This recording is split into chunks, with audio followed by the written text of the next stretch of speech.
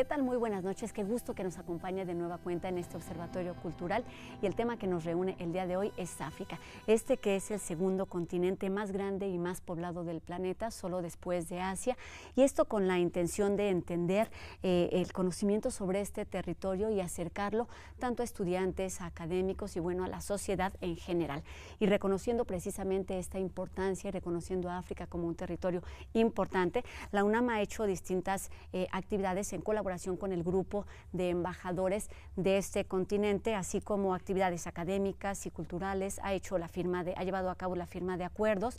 Recientemente se lleva a cabo la cátedra Nelson Mandela de Cine y Teatro, y también hace unos meses, en el mes de mayo, fue creado el Programa Universitario de Estudios sobre Asia y África, que organiza el Día de África en la UNAM. Y precisamente algunos de los participantes a este encuentro, más bien todos los participantes en este encuentro, están aquí con nosotros el día de hoy en este Observatorio Cultural, y me da muchísimo gusto saludarlos y me da muchísimo gusto que nos acompañen aquí para hablar de ese continente llamado negro.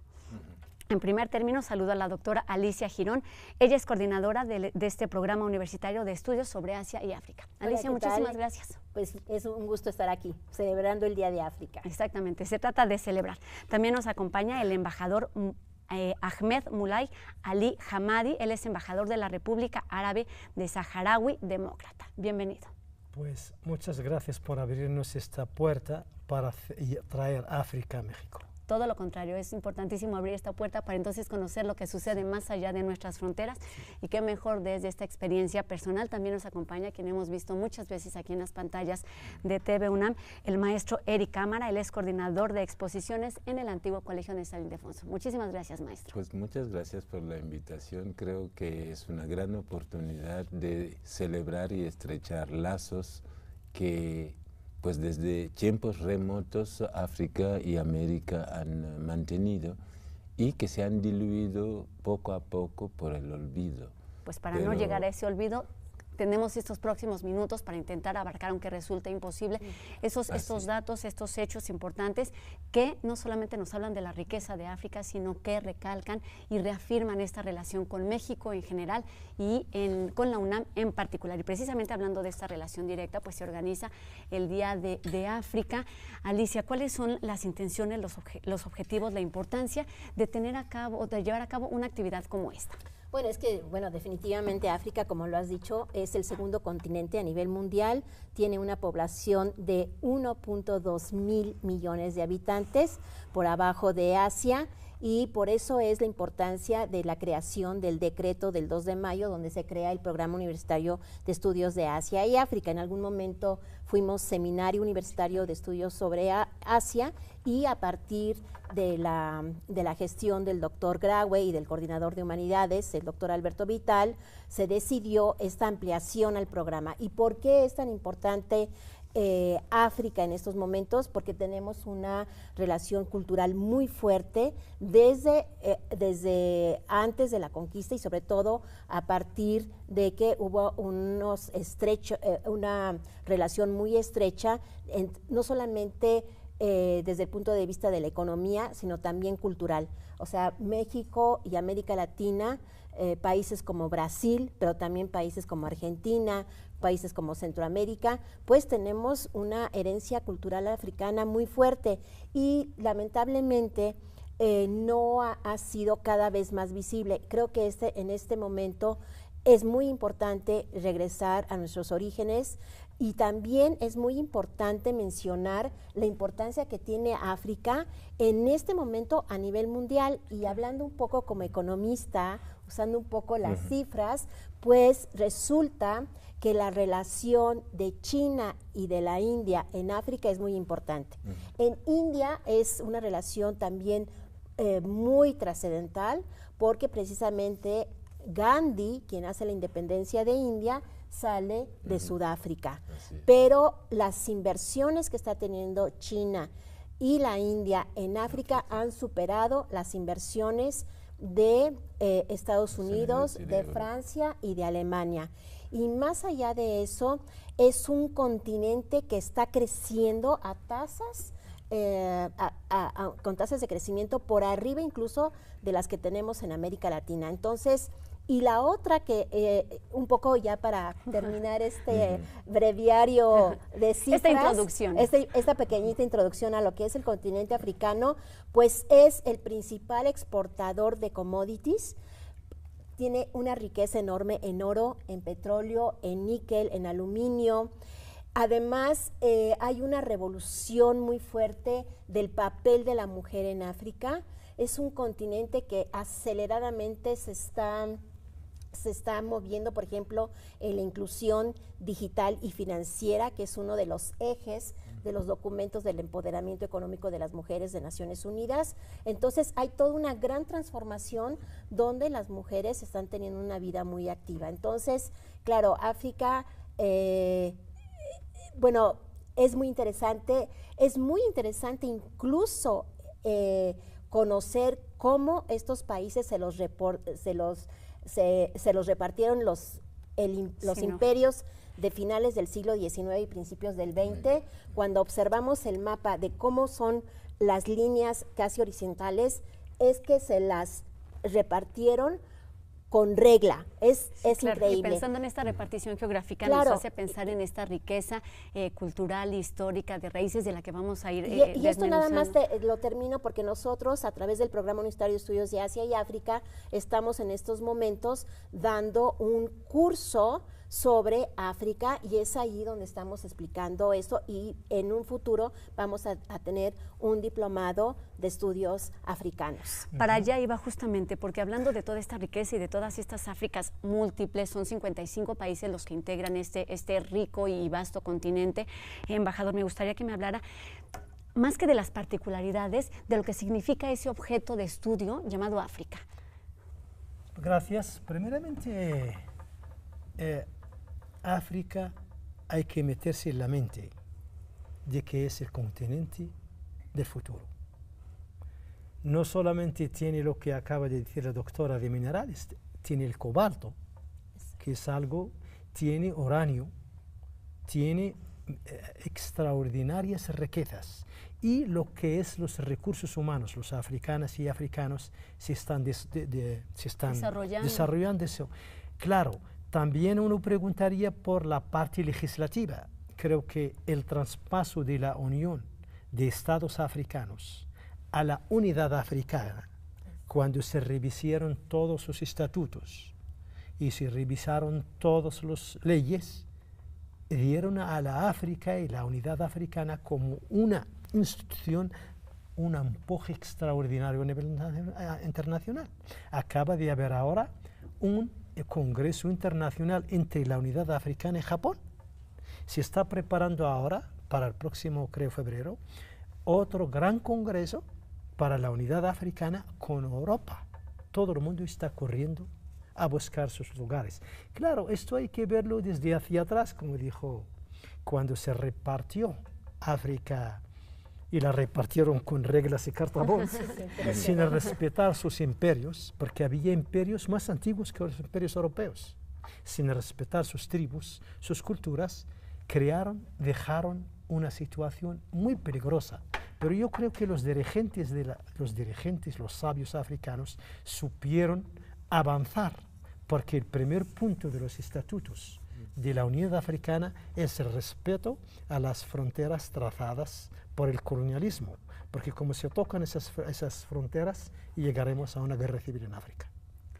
Y entonces, si usted lo vea desde el punto de vista de personas, no solamente hay negros, como usted dijo, hay blancos, hay blancos, hay negros, hay mestizos, hay rubios. África es toda una sociedad multicultural. Si vamos a la cultura, pues hay la cultura indígena nuestra, nuestros dialectos, nuestra historia, pero también el colonialismo trajo culturas. Entonces, si hablan todas las lenguas, por ejemplo, la República Árabe Saharaui Democrática, somos un país africano, árabe, pero de lengua hispana. El único que habla español. Sí, entonces hablamos, en nuestras escuelas se estudia el árabe y el español. Y ahí está el francés, está el inglés, está, en fin, creo que hay muchas particularidades, pero eso no quita de que hay que ver a África como un continente que está avanzando gracias al desarrollo de la unidad africana y ya tenemos un parlamento panafricano, cosa que no existía. Ahora hay un parlamento panafricano que rige a toda África, como el Parlamento Europeo, y que está intentando empujar más democracia, más, incluso ya hay un pasaporte africano, aunque ahora solamente se entregó a los presidentes. Pero claro, esperamos, pero va dando unidad y visibilizar hacia el esperamos exterior. que pronto baja hacia nosotros, los ciudadanos. Hay mucho que trabajar. Entonces, es algo extra, y creo que el Día de África fue un día muy importante, y hay que agradecerle a la UNAM que haya pensado en hacerlo así, con esas conferencias extraordinarias. Y es imposible no pensarlo así. Algunos de los temas, hablando de esta diversificación de culturas, de riquezas, de razas, se hablan alrededor o poco más de 1000 dialectos en todo ese continente, que es una cosa extraordinaria por lo que significa la musicalidad y lo que la lengua significa para cada uno de los grupos y de las poblaciones que están ahí. Maestro Eric Cámara, algunos de los temas que fueron abordados durante este Día de África fueron gastronomía, narrativas, arte y cultura. ¿Por qué es importante? Háblenos de esta multidisciplina, la multidisciplina que existe en este coloquio y particularmente en este Día de África. Pues mire, primero gracias por la invitación. Creo que es muy importante celebrar ese Día de África porque abre una ventana para revisar los lazos y también la realidad actual y perspectivas de relaciones que se pueden dar.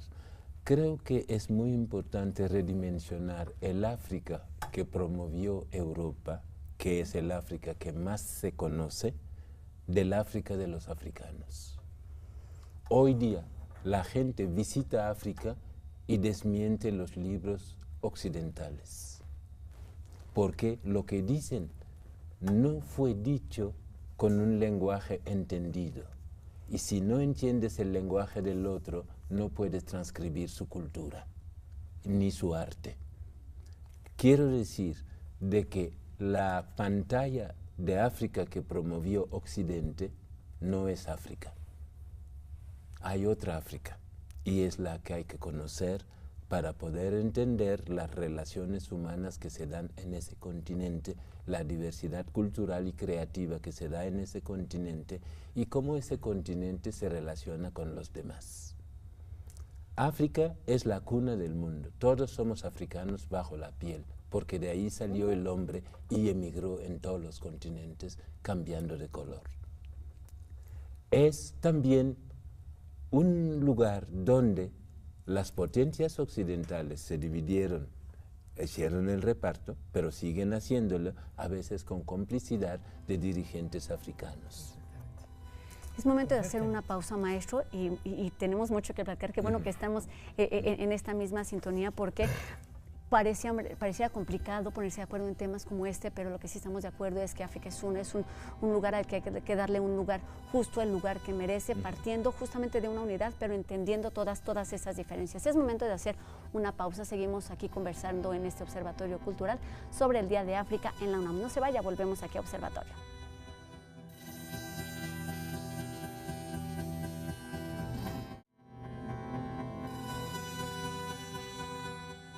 Seguimos conversando en este Observatorio Cultural sobre el Día de África en la UNAM. Antes de la pausa, el maestro Eric Cámara nos hablaba de esa mirada hacia atrás, de esa mirada hacia la historia que resulta indispensable, pero también resulta indispensable entender, como ya nos lo mencionaban también, a África hoy, a partir de las oportunidades también, de los proyectos que se tiene que hacer. Pero maestro Eric Cámara, ¿por qué no nos ayuda a entender cuál es este vínculo directo a partir o dejando al lado la mitificación que se tiene de ese continente que no existe o no existe al menos tal y como lo conocemos o lo imaginamos? De acuerdo. Es que la modernidad del siglo XX construyó una idea de África y es la idea que hemos visto en museos, que hemos visto en películas como Tarzán, que hemos visto en la ficción en general. Esa ficción creó un exotismo y estereotipos que se repartieron en el mundo. Entonces el africano es el buen salvaje, es el negro, es el que puede dar la risa como Memín Penguin y muchos otros estereotipos que tenemos y podemos ver aquí mismo en México. Tan es así que la población afromexicana fue apenas censada el año pasado, después de haber estado aquí desde el siglo XVI. Y es una población casi invisible porque culturalmente, si ellos no se presentan como etnia indígena, no se les da absolutamente nada en los estados de Guerrero como de Oaxaca. Y cuando paseamos en Oaxaca, encontramos nombres africanos. Cuando vamos a Veracruz, mandinga, yo soy mandingo, es mi cultura. Y cuando escucho el son jarocho, escucho la cora, cómo influyó a los arrieros que en el siglo XVIII, en el XVII, llevaban el ganado. Gonzalo Aguirre Beltrán estudió mucho la población negra de México y dijo de dónde vinieron. Y ha habido esfuerzos para establecer esos contactos, para estudiar cómo se influyó en América. Por ejemplo, de Mauritania vinieron parte de los almorávides que conquistaron España y trajeron la cultura almorávide aquí. Y si vemos los patios de Aguascalientes, si vemos la arquitectura, vemos la influencia mudéjar allí. Y es una influencia que viene de África.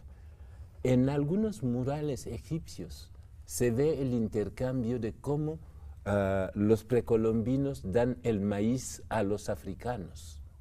Y esto es una historia que no se enseña, ni se estudia. Claro. Entonces uno dice, momento, cuando un senegalés toma una lancha o una balsa y lo pone en la corriente marítima que está en Las Palmas, esa corriente la trae directamente hacia América. Patellán lo hizo, el antropólogo doctor Santiago Genovés del Instituto de Investigaciones Antropológicas también lo hizo, para demostrar de que antes de que Colón llegara, se encontró con africanos guineanos que le entregaron un mapa y gracias a este mapa descubrió América y lo confundió con las Indias. Pues, es decir, hay mucho material que muestra la relación de nuestro continente con América. Hay mucho que estudiar y entender sobre estas relaciones y bueno, viviendo en este mundo globalizado. Adelante, Mar. Es que hay que entender una cosa. El colonialismo como algo concreto, decimos que terminó, pero el colonialismo como algo mental todavía en las cabezas y en la sociedad colectiva europea y occidente no terminó. Exactamente. Si buscan métodos para poder aplacar la cultura africana, tanto del norte como el sur, como el centro de África, también la cultura latinoamericana, ¿por qué no decirlo? Aplacar el desarrollo que se está viendo y intentar robar todos los cerebros africanos o latinos hacia ellos para poder mantener ese método de opresión de una manera indirecta a toda África. Pero además es una herencia, que tenemos no solo de la época colonial, sino de la Ilustración. Es decir, si la universalidad, cuando decimos esto es universal, tiene que ser desde distintos enfoques, no puede ser unilateral occidental. ¿Me explico? A mí me gustaría un poco, perdón por la interrupción, pero yo creo que lo importante del Día de África y lo importante del Programa Universitario de Estudios de Asia y África es poderle darle la vuelta a la tuerca, como dicen. ¿Por qué? Porque toda la historia que tenemos y todas nuestras identidades que hemos absorbido a lo largo incluso de la cultura occidental es lo que Europa vio y lo que Europa diseñó. Y es el mundo de la conquista y de la colonización.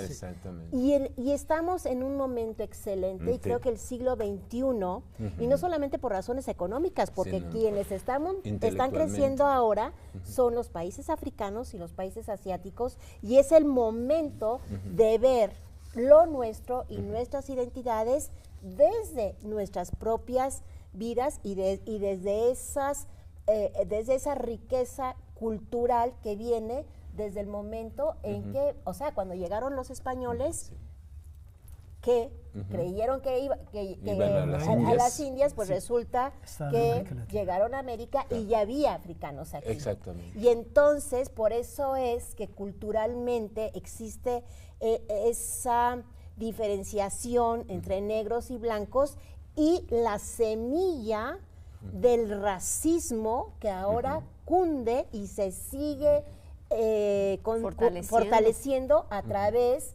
de un país totalmente imperial que está ya desvaneciéndose, que se está muriendo y que una de sus fuerzas del poder es precisamente implantar, más bien fortalecer un racismo que ya de alguna manera democráticamente no tiene razón de ser. No tiene razón de es ser. que si vemos, teniendo como base la ignorancia, básicamente. ¿Sí? Es que si vemos los mejores deportistas franceses, ¿quién son? En el fútbol. Los mejores cantantes, etcétera. Es decir, lo que pasa es que el Occidente todavía no quiere rendirse, no quiere darse cuenta que el camino de la cultura, de la interculturalidad, del conocer la verdad histórica de cada continente, de cada país, y llevaría a un desarrollo universal mucho mejor. Mire, se lo puedo ejemplificar de esta manera. Todas las músicas del mundo tienen nombre propio, ¿es verdad o no? Sí. Occidente, con dificultad de pronunciar ese nombre propio, los llama world music y se excluye de esto como si fuera la suya de otro planeta. A ver, dígame, ¿la música occidental no es world music? Sí, Beethoven no es world music, Mozart no es world music. Entonces, ¿por qué los demás se categorizan world music y la música europea, la música norteamericana, no? Ese es un punto de parte. Se trata un poquito de reconocer, porque si no conocemos, si no conocemos, no podemos querer y no podemos entender lo que está ocurriendo. Entonces, la diversidad creativa, reconocer la diversidad en todos los sentidos. Y el respeto a la diversidad, porque hay un proverbio que dice, el hombre es el remedio del hombre. Y nosotros lo aplicamos siempre. El Occidente no sabe eso. El hombre es el remedio del hombre.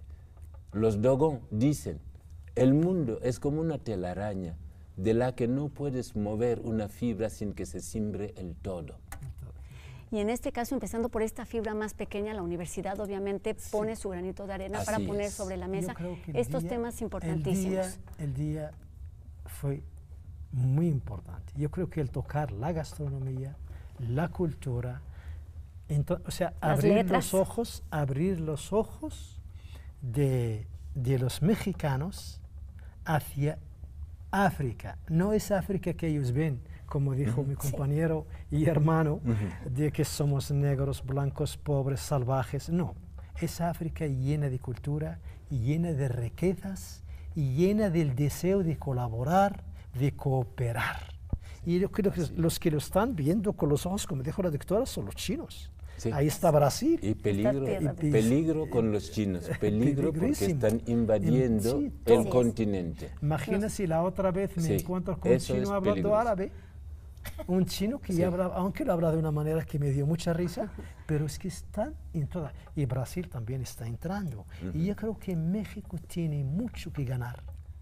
Y esto que está haciendo la UNAM, con la apertura de esta gran programa que ahora hay, más esperamos que haya otros muchos días en el futuro. No, por supuesto. ¿Sí?